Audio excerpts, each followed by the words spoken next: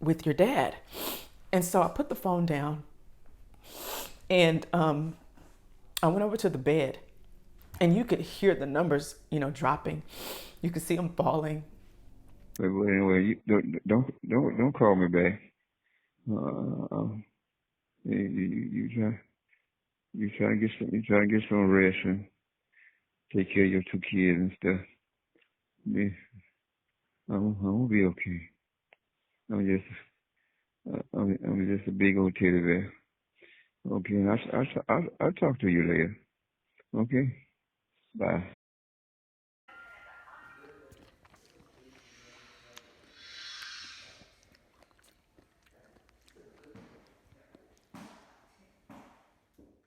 I will share more visuals and videos, as well as footage of me singing at my dad's homegoing service and taking care of him up until his last moments. So today's my dad's birthday. Depending on the upload, it's the 18th. He passed away 2 years ago, and I had no intentions of doing a video like this, but it goes with the last two videos of being brave and when you don't know what to do. And it leads up to this timeline of that house that I talked about in the other video and that job. I gave those two things up to take care of a man that I did not know. 2012, he had a stroke, and this is so cool. I'm gonna show you in a second. He had a stroke in 2012, and somebody needs to take care of him. And now, before you get this picture in your mind of some man that I didn't know, he had his own life story, but they divorced, I think, when I was 5, so he was not in the house after that, but it wasn't what you think. It was like seeing him every 2-3 years. He was a truck driver. Look, he was a truck driver for grocery supply. And, oh, hold up, y'all, I gotta change the tire. Gotta go find a tire. He was a truck driver for grocery supply for 37 years. And this was his truck that he drove. And he had the stroke in this truck. And his job called us and told us, what happened. He didn't know where he was. He was just discombobulated. And that was 2012. So 2010 to 2012, those 2 years I talked about at that church in that house, that's when I ended up giving it up. We all had jobs, we all had families, but somebody had to do it. So I was called to do it, and I did it. I did not know him other than holidays, phone calls. He was always on the road.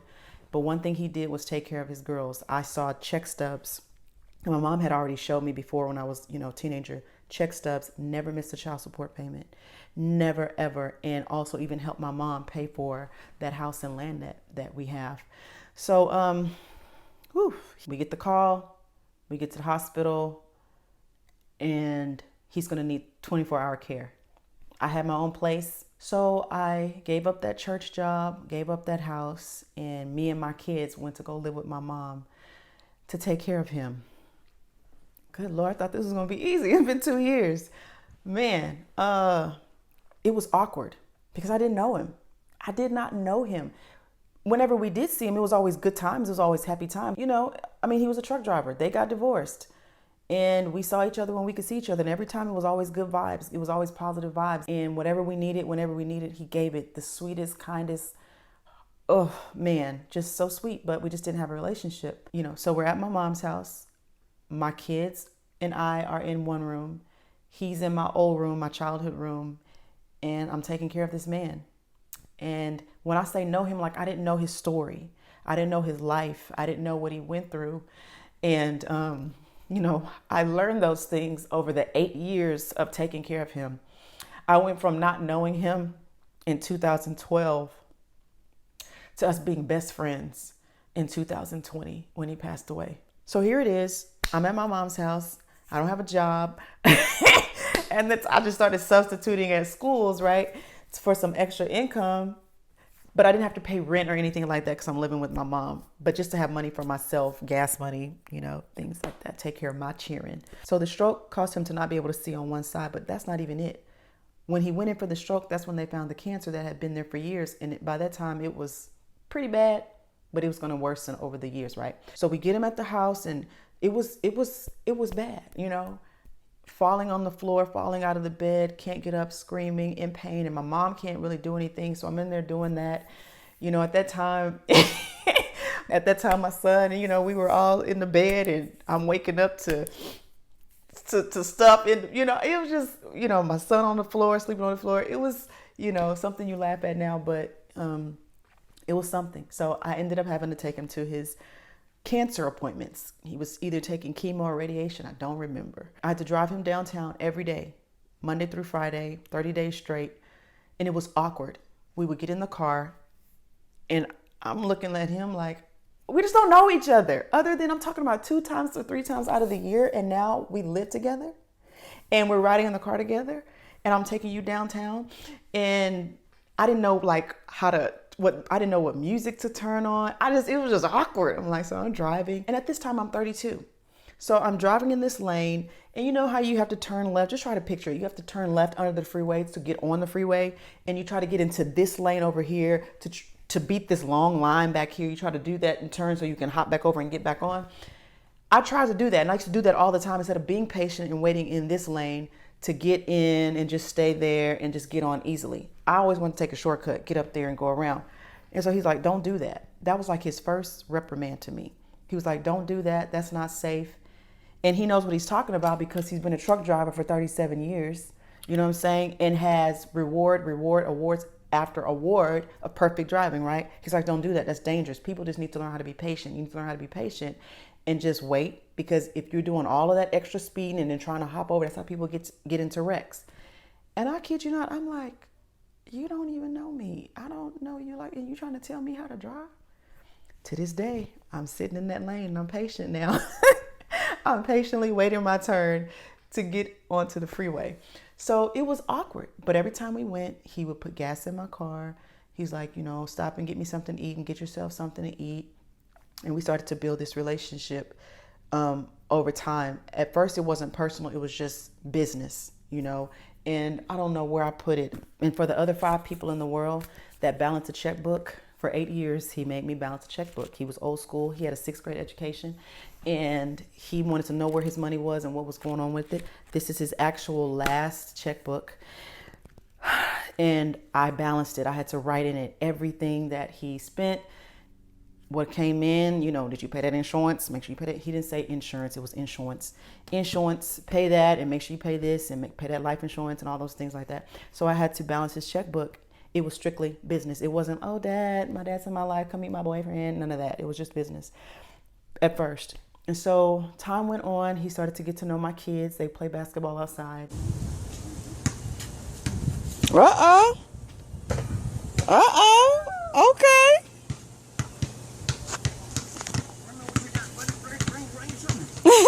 Daddy said he was on the basketball team.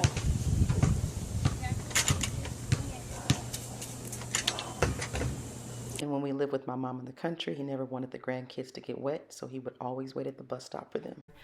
And it was tough living in those small quarters, but the return is to have a relationship with my dad and with, his grandkids and all the other family that was around too, just getting to be around him more and learning about him. I learned his story. I learned about him getting dragged by a train when he was like 9 and just different things with his family, his own family dynamics that caused him to be the way that he is and the way that he was, shall I say. We just got closer and closer. We started making jokes. We started roasting each other. So the time went on, years, 2013, 2014, 2015, got him his own house because he started to get better. He was able to walk and he, started healing up, even though he had the cancer and it was still getting worse and worse, but the stroke part of it was over. He still could not drive, so I still had to drive him. He could not drive. He would try to sneak and drive, but he could not drive because he could not see over here. So I was his chauffeur wherever he wanted to go, even though he lived in his own place.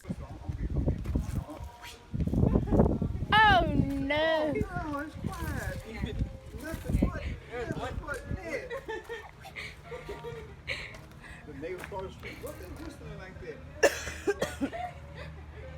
I got her.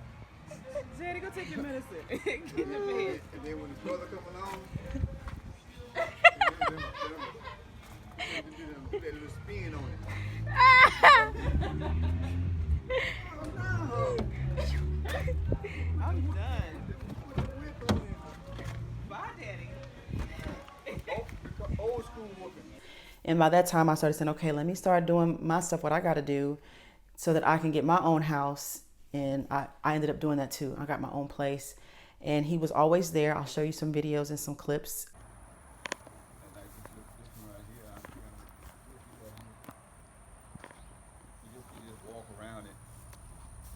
Yeah. And you ain't supposed to read on and that's stuff like that. I wouldn't want to come out too much further.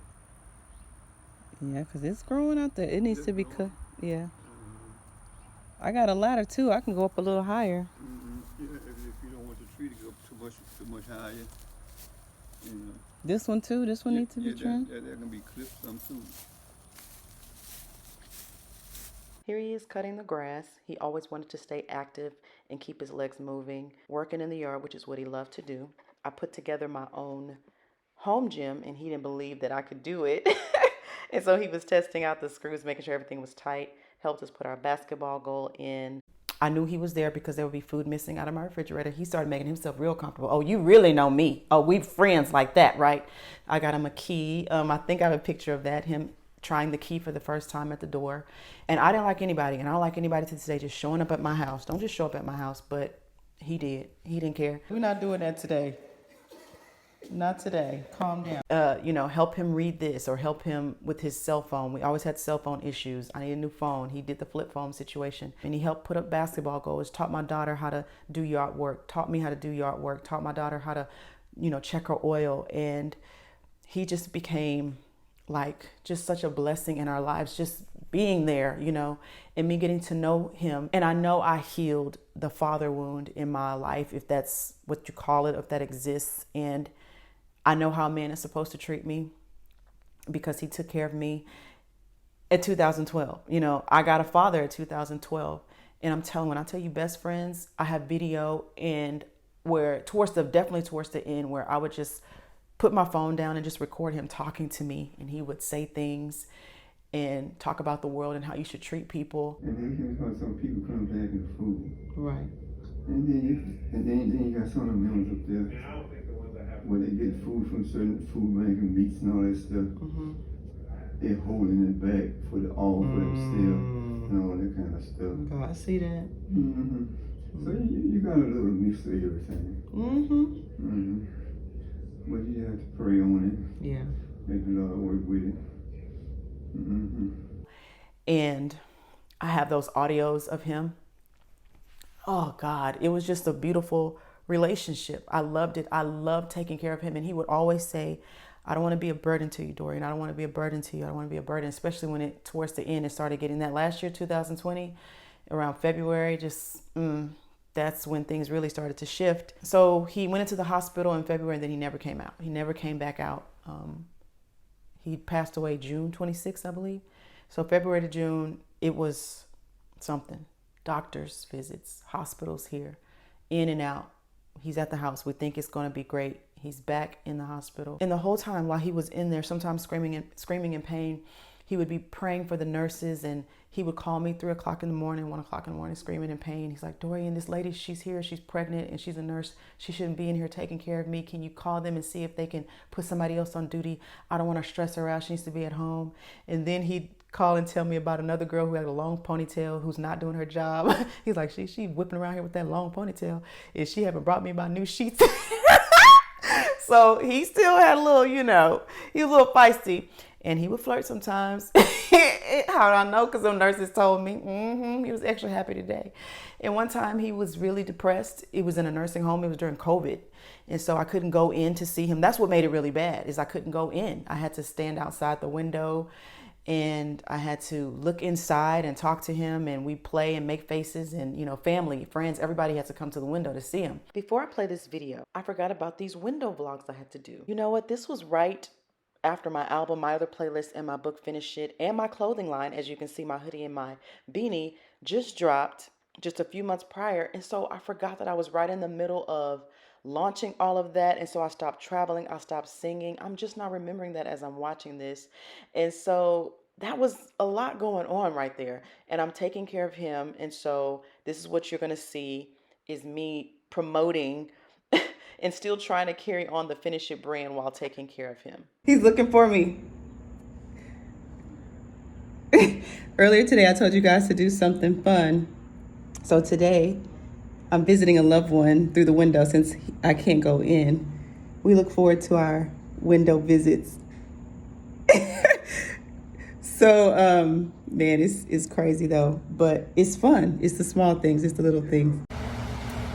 What is your finish it anyway moment for today? I am here stalking and visiting, but not just any ordinary visit.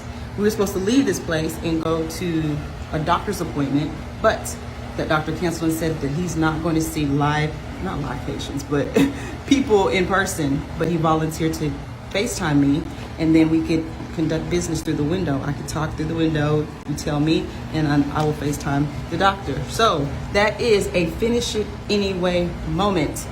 Nothing should stop you from doing what you need to do. You may have to adjust your plans. You may have to alter what you were going to do originally, but never quit. Never give up. All right? So share with me your finish it any. It's hot. I think I almost fell asleep while I was walking around this corner, or it's the heat. Share with me your finish it anyway moments and have a wonderful day. And this is just my story. Everybody has their own story. They can tell their story. This is my story. And so I said, Dad, I'm going to do everything I can to, keep you. He was ready to go. Let's just put it like this. He was ready to go. I think he was just trying to, okay, Dorian, this is what she wants to do. She wants to try to see if I can get help here. She wants to see if I can get help here. But he would tell me I've made peace with God, and he would always talk to me about his affairs, where he wants this to go, who he wants to have this, who he wants, he would just tell me, just straight up, just tell me, make sure this one don't get this and make sure this one get that. Don't give my, So that was that. And we just had a good relationship. It was just so fun. We had fun together. Oh my God. The last, of course, living together and coming to his house. But the last 8 months, we had so much fun, even though it was so painful. And sometimes it would get so exhausting to where he would call me at, he would call me like at 3:00 in the morning, screaming, or just call me any time of the day. And he would be in such pain and I'd be so tired. And I would just have the phone on speakerphone, and my daughter, she would be there comforting me while I'm trying to comfort him. And he didn't even know. And so one time I had him on speakerphone, he was like, Dorian, it's just so painful. I think I feel it in my penis. I just looked at Farrah, my daughter. I said, see what I have to do? And he was like, it's just so much pain. I don't know what's going on.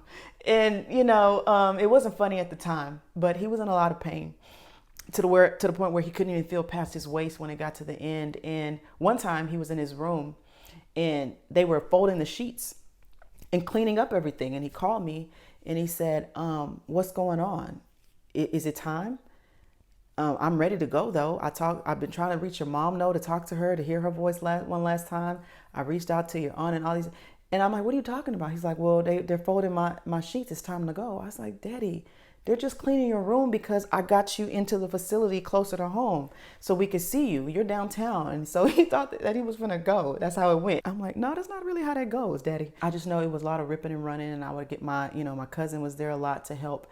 And I was just on the go, constantly, pharmacy, doctor's appointment, this, therapist, this, just constant. But our relationship was really, really growing. So, going to his house, cooking for him, changing, getting changing clothes, and just, getting the big saw for his toenails, not a toenail clipper. Yeah, see, you're not here to defend yourself. Yeah, it wasn't a little nail clipper. I had to get a saw. So we had an inside joke about that, his toenails being so long. And if it took me too long to write something down, he'd be like, didn't you go to school? I'm like, oh, okay, that's what we're doing. And towards the end, when it was time, he went into this facility, and that was the last time he went in there. And I talked to him briefly, and he didn't know where he was. He didn't know what was going on. And then he kind of just went into this state where you're here, but you're not really here. And so the final days, that Thursday, they called me up there and they were like, hey, you need to come up here. It's about time. So we called the family up there, and, it's COVID. So they had to be down there in the parking lot, and I can only have like 1 or 2 people up there with me. And they was having a hard time getting people up there. So his sister was there. She was a nurse, and she was explaining to me the numbers on the screen, and she was explaining what all this meant. And he was laying there in a way that I had never. But first, before they called me, they said, come up. We need you to come up here. But do you have FaceTime? Because we want to show you what he looks like first, because we don't want you to be shocked when you get there. And of course, when they showed me, it was, oh Lord. Then I was like, okay. I'd never seen my daddy like that, you know. The last time I seen him, and I think I have a clip, you know, he's always had a full head of hair. That's why I like men with hair. No offense. He always had a head full of hair, and he looked totally different from just the day or two before that. And so they showed me that, and so I was prepared to go in the next day. Saw him, talk to him, I FaceTime all the people, all the cousins and sisters in the parking lot, so that he could hear their voice and they could say whatever words they wanted to say to him. And so I said, okay. They were like, you need to go ahead and choose, make a decision, pull. What you gonna do? And I said, well, let's wait till his family gets here the next morning, because it takes 4 hours to drive from Dallas. This is where I live now. This is where his brothers, his sister, the Watson kind of side lives up here, you know, and I have another Watson in Houston. And so I said, they're going to need about 4 hours to get here. So let's get here at 12. And they said they were going to let 10 people in, even though it's COVID, but they knew that it was the last minutes and last hours they were going to let 10 people in. That didn't happen. That changed. When we got up there, they couldn't even, it was hard for them to even get my sisters in there. And so, let alone 10 people. So, I said, let's do it at 12 tomorrow. That Friday morning, let's give them at least 4 hours to get here. So it was like 7 o'clock that morning. And remember, he just kept saying that whole time, I don't want to be a burden to you. Because it had gotten to a point, I'm sorry to interrupt, but it had gotten to the point where they said, it's hospice time, and I was going to put a mattress in my house. I had no carpet though, and it was all tile. So I was scared, what if he falls? I was willing to do whatever. So that's when I think he decided, I'm going to go ahead and go. Here's where it's at. I was going to go live with him. Even though I had my own brand new house, I was just going to go live with him at nighttime and have the nurse in the daytime. And I said, well, why don't I just move you a mattress, a bed, you know, a hospital bed into my room? So I was going through a lot. And my dad was just kind of just sitting there, laying there, probably watching me like, girl, I'm ready to go. I'm fine. It's this you. And I was like, you know, because, you know, let me tell you why. Because he wasn't a sickly person. He still had life. He still was, other than from the waist down where he couldn't feel, he was still, but he did start to get a little sad and depressed, you know, at one point. And I'll talk about the parade. I hope I don't forget about the parade, where they had a parade where they would put the patients outside, and because it was COVID, we get to drive around and just say hi to him, things like that. That day he was depressed. And my daddy don't ever get depressed. He's always laughing, making jokes and stuff. And the nurse told me the story. She said, you know, we told him that there was a parade. He was like, I don't want to go to no parade. That's how my daddy talks for real. I don't want to go to no parade. He like growls a little bit before he gets his words out. And they were like, well, it's going to be fun. You get to see, you know, people outside and get some fresh air. And he would turn on, I don't want to go. And she was like, well, your daughter's going to be there. He was like, my daughter going to be there. Oh, okay then. I guess I'll go. I guess I'm going on out there, right? And he even told me the story too. So that's how I know that's how he sounds. He's like, I told her, you know, you said Dorian gonna be there, Dorian. And so he, you know, they got him all dressed up and sat him outside, and they had a little parade. And so, but anyway, I don't even know where I'm gonna insert that part, but I just thought about it. There he is. There he is. Thank you guys for everything you do. Grandpa Tony! Hi, thank you for everything you do. Thank you. Hey, look at them. Look at them dancing. Hey, Grandpa! Thank you for everything you do. I love you, Daddy. I got your stuff. Okay.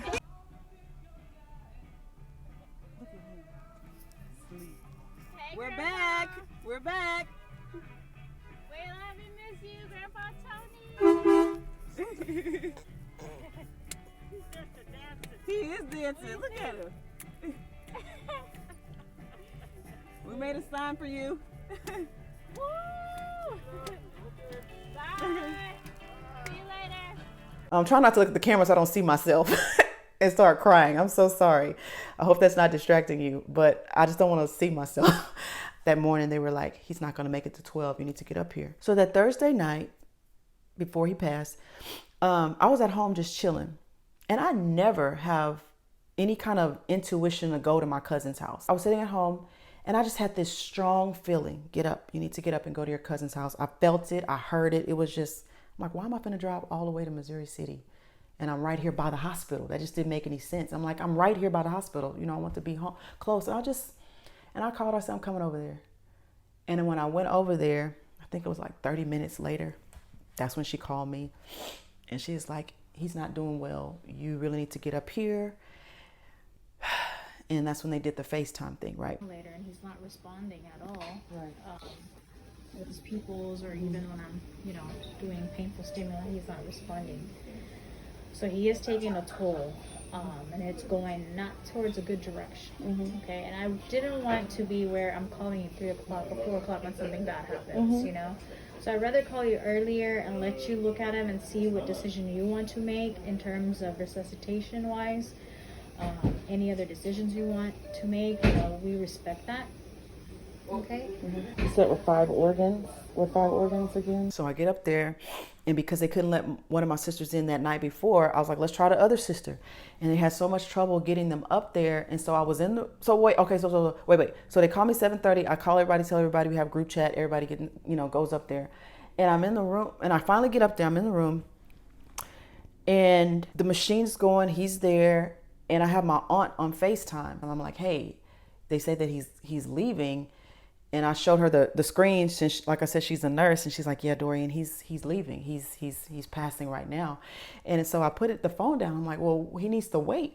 I laugh now, but I was like, he needs to wait because I'm trying to get my other sister up here. I'm trying to get other people in here with me.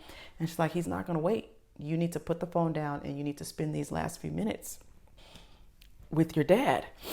And so I put the phone down, and I went over to the bed. And you could hear the numbers, dropping. You could see them falling. And I just went over to the bed, and I held his hand, and I talked to him. It was just me and him in the room. And I don't know if she hung up or if she was still on the phone. I think she hung up. And I just, told him what an honor it was to take care of him. What an honor it was to, feed him and change and clothe and, take care of all of his affairs. And I told him that that he was never a burden. You were never a burden, and they were just dropping and dropping. The numbers and the sounds were dropping and dropping. And I got a chance to, spend those last minutes with him. And I hear, people die with who they want to die with. And he waited for me. It's the most powerful thing of the whole process, is that the biggest thank you that my dad could have given me, because he couldn't give me, you can't repay me for taking care of you. I did a lot. I'll admit that I did a lot for 8 years, especially the last year. And I had some support sometimes from other family members, but I'm just talking about me. Okay. And I said, you were never a burden. You were never a burden, Daddy. It was an honor to take care of you. And the biggest thank you was him allowing me to have that time with him when he transitioned. And before he left, he told me, take care of your mama. I know she can be feisty. Yes, he did say that about you. He said, I know she can be feisty, but take care of your mama, take care of your sisters, and, give them what I told you to give them. And he said this, he told me, he was like, you need to move on with your life, and you need to take care of your kids. Just go on and take care of your kids, because he just felt like he was a burden. And he was ready to go, and he was ready for me to move on to my life. And, that's when I moved to Dallas, like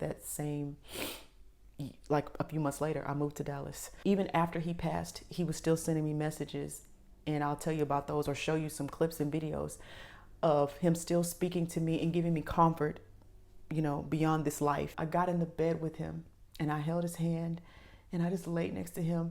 And I also hear things like, sometimes people are scared to go, and they don't know what's on the other side. And he waited for me. He waited for me to get there. He's like, I can't wait till 12, big head. And he's always mess up my hair. He would come in, I'm like, I'm a grown woman. Black women especially don't like people, don't touch my hair. But my daddy would just come in. I could be about to go on stage or do a show, and here he is, messing up my hair. And he had all of my products. I'll show you that too. When I went through his stuff, I saw that he had bought all of my stuff. Even when he couldn't be there sometimes, he had, bought everything. And so he waited for me. He waited for me to get there. It's like when I walked into the room, it's like when he heard my voice, the numbers started to drop. I'm not joking. I'm not lying. The nurse was in there. My aunt was on FaceTime. She saw it. As soon as I walked into the room and he heard my voice, that's when he was like, okay, she's here. I'm going to leave now. I'm going to go. And so that's the story of my dad, Tony. And I love him. I went from loving my father, because he's just my biological father, to loving my dad.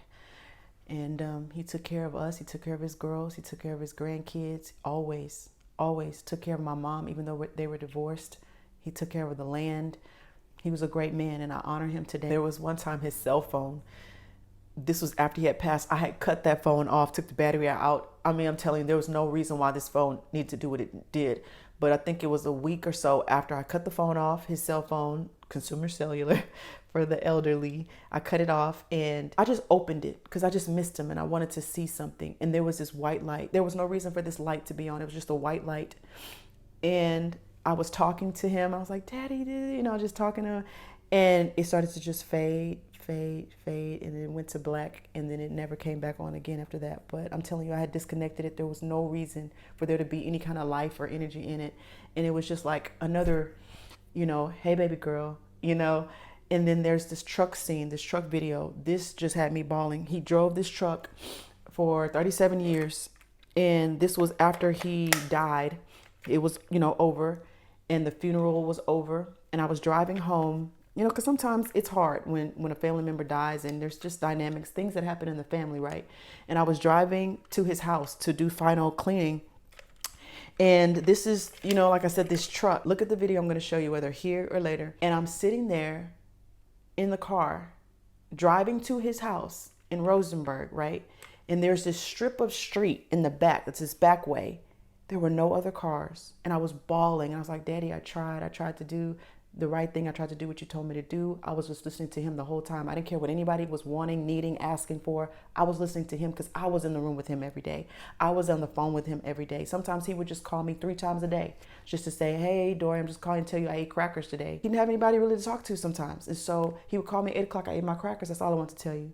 12 o'clock. I'm not trying to bother you, Dorian. I just want to tell you that I ate my crackers and I had some fish for lunch. I also had 2 dreams about him and his legs. We were in the backyard of my mom's house. This was a dream after it, you know, kind of happened a couple weeks after.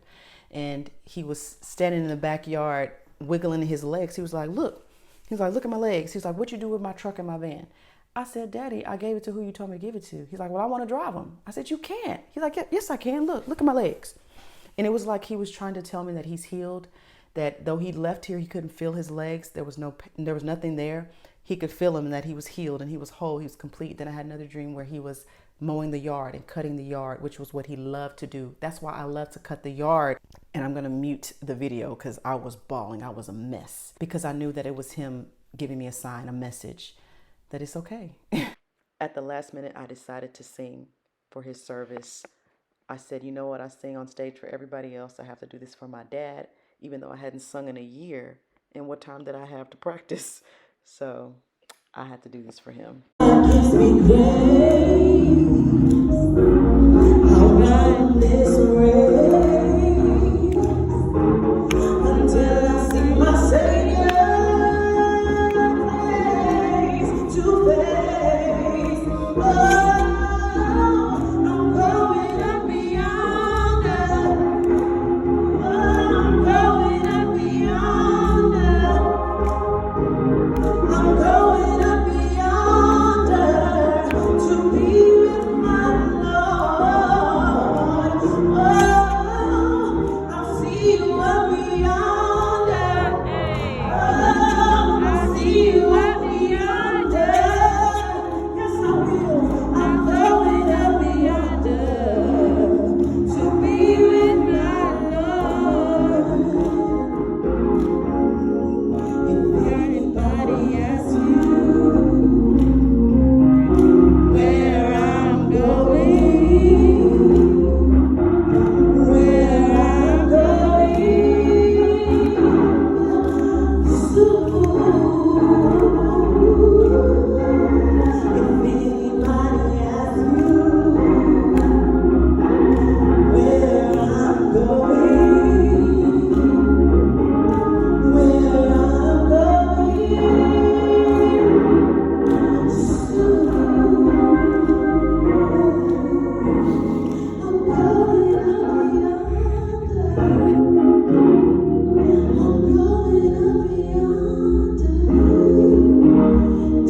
asks you where I'm going,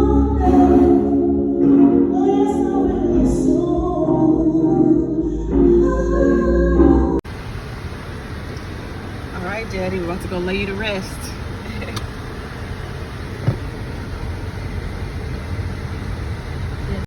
No, it was just me just calling between them giving me my medicine and stuff, and I just call and say good morning. I'll talk to you later. What you don't hear in the background is that we're in the ghetto and a random house, no other song played before this or after it, plays the song See You Again. It's been a long day without you, my friend, and I'll tell you all about it when I see you again. We've come a long way from where we began, and I'll tell you all about it when I see you again. Of course, I started bawling. See you again, Daddy.